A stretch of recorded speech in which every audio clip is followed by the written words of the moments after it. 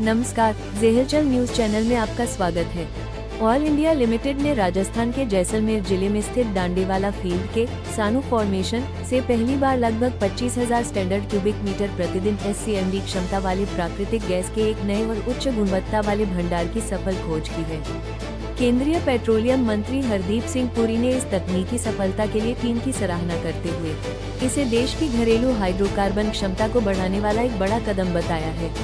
कम गहराई पर मिली इस गैस में कार्बन डाइऑक्साइड की मात्रा बहुत कम होने के कारण इसे व्यावसायिक रूप से बेहद फायदेमंद माना जा रहा है। ये खोज वैश्विक ऊर्जा संकट के बीच भारत की विदेशी ईंधन पर निर्भरता को कम करते हुए प्रधानमंत्री के आत्मनिर्भर भारत और ऊर्जा सुरक्षा के संकल्प को नई मजबूती प्रदान करेगी। अमेरिकी राष्ट्रपति डोनाल्ड ट्रंप के उस बयान के बाद वैश्विक तेल बाजार में बड़ी गिरावट आई है, जिसमें उन्होंने दावा किया था कि ईरान के साथ शांति समझौता लगभग तय हो चुका है और होर्मुज जल्द मरुमध्य स्ट्रेट ऑफ होर्मुज को जल्द ही सभी देशों के लिए खोल दिया जाएगा। इस कूटनीतिक प्रगति की उम्मीदों के चलते अंतर्राष्ट्रीय स्तर पर कच्चे तेल की कीमतें टूटकर पिछले 2 हफ्तों के सबसे निचले स्तर पर आ गई है, जिससे दुनिया को वैश्विक महंगाई से बड़ी राहत मिलने की उम्मीद है। हालांकि ईरान ने अमेरिकी दावों को जल्दबाजी बताते हुए स्पष्ट किया है कि बातचीत अभी जारी है और किसी अंतिम समझौते पर हस्ताक्षर नहीं हुए हैं। इस संवेदनशील समुद्री मार्ग के खुलने से भारत सहित दुनिया भर के तेल आयातक देशों को वित्तीय और रणनीतिक मोर्चे पर बड़ी राहत मिलने की संभावना है। गाजीपुर पुलिस ने एक सफल मुठभेड़ के बाद पॉक्सो एक्ट के तहत फरार चल रहे एक वांछित अपराधी को गिरफ्तार कर लिया है। पुलिस द्वारा की गई घेराबंदी के दौरान आरोपी ने भागने की नीयत से फायरिंग की, जिसके जवाब में पुलिस की गोली उसके पैर में लगी और वो घायल हो गया। पुलिस ने मौके से अवैध हथियार और कारतूस बरामद कर आरोपी को इलाज के लिए अस्पताल में भर्ती कराया है। इस त्वरित कार्रवाई से क्षेत्र में महिला व बाल सुरक्षा को लेकर कड़ा संदेश गया है और पुलिस आगे की कानूनी औपचारिकताएं पूरी कर रही है।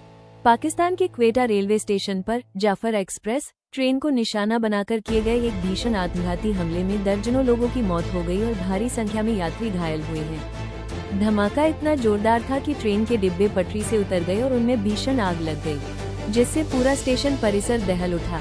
सुरक्षा बलों के अनुसार हमलावर का मुख्य उद्देश्य ट्रेन में सवार सुरक्षा कर्मियों और आम नागरिकों को भारी नुकसान पहुंचाना था।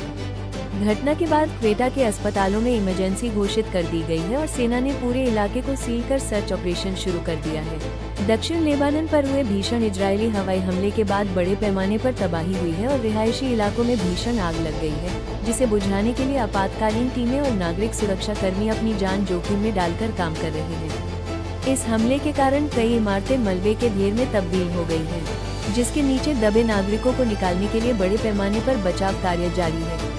अस्पतालों में घायलों की आमद बढ़ने से चिकित्सा आपातकाल जैसी स्थिति पैदा हो गई है।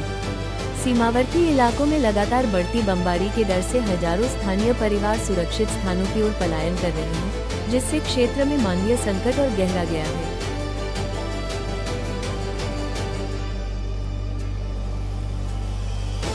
पूरी खबर पढ़ें ज़ेहलचल पर लाइक, शेयर और फॉलो करें। जय हिंद।